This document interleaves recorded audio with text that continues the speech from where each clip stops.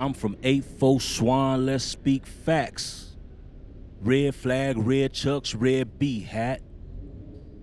In the pond giving fades if you need that. I seen some enemies slipping, I'm a double back.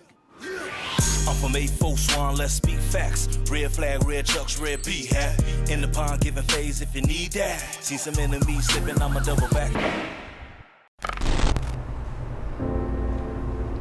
Life is what you perceive it to be in the moment of living. The veils has been removed from my eyes, and finally I can cry. Joyful to be loved and forgiven for the misery and sorrow I've caused others. Allow me to tell you about my journey while I was away from my father. I think I'll start off when I realized how harsh we as human beings can be, which I guess was also the day I lost my innocence. Why you guys bloods? Why are you in the gangs? Why is we in the gang? I guess because the area we grew up in, man. Whole teenage years was basically transforming from that innocent child, man, to turning into one of those monsters. Even when we was younger, as far as in the male community and black community, like you know, you always got to be tough. You know, don't cry. That shit really molded me to be who I am and who I was, which was angry. You know what I mean? Which was angry. That mask is so hard to fucking take off once you got it on. You know what I mean? Because it becomes you. I had a lot of anger in my heart, man. A whole lot of anger. And I didn't really realize what I was so angry at. You know, and God, man, delivered me from the trials and tribulations I was going through, man. And he woke me up one day and was like, look here, man.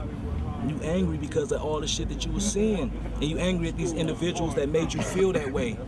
But how much more people have you made feel the same way? If I'm angry at them motherfuckers, what sense do it make to turn into the same motherfuckers I was angry at? I turned into them.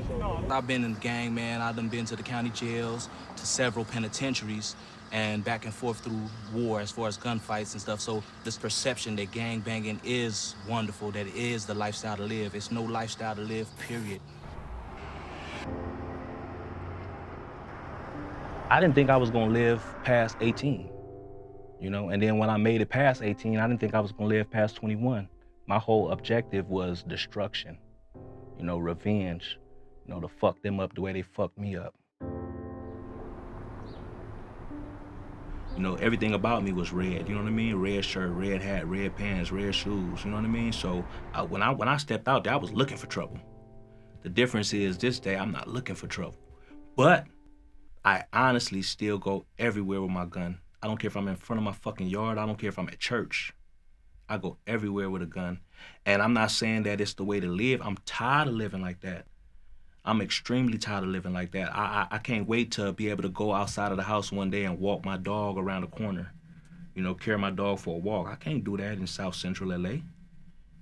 You know, you don't see motherfuckers walking their dogs around the corner and stuff like that, just, you know, living their best life. I can't wait to move about this motherfucker as much as I love it.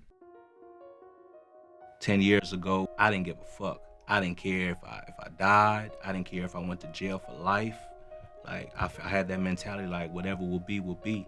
Now I actually care. Now I'm actually thinking, you know what I mean? Now I actually have something to live for, which is my kids, and now I'm actually striving for my dreams, something that I really want. Lost my mind for like 7 days. I mean, couldn't understand what nobody was talking about, couldn't respond, wouldn't eat, wouldn't shower. And on that 7th day, I had an out-of-body experience, and God showed me how I was supposed to have died, you know? And physically, I felt like I was actually dead. I felt like I went through. He showed me how I was supposed to die, but I physically felt like I went through it. And I was in a dark place. You know, it was pitch black. I felt like I was submerged in a body of water, and I heard a voice tell me, go back and tell everybody how beautiful and how sweet I am. And God showed me everything that I did, you know, happen in reverse, the same way my death happened in reverse. And that shit kind of like just woke me up and made me realize, like, it had to be something special about me for me to be able to go through that out-of-body experience. And it just changed my whole life.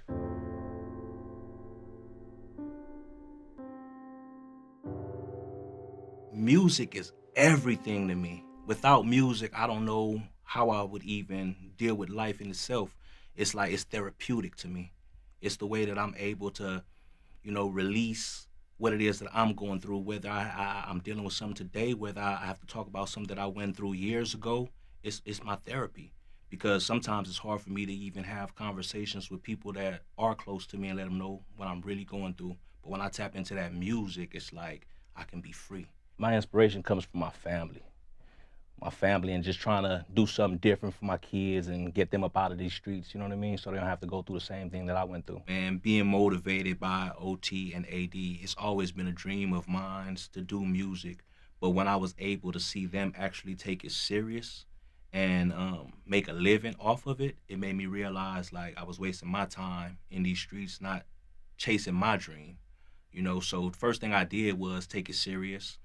And I wanted them to actually know how much I was taking it serious. So I didn't ask for no handouts. I didn't ask for nobody to jump on a song with me. I just wanted to prove to myself that I could do it, you know? So I did it on my own at that point, man. But one thing I can say, they supported me. They made sure I shook the hands that I needed to shake. They made sure that I had the studio time that I needed, you know what I mean? So it was always a blessing.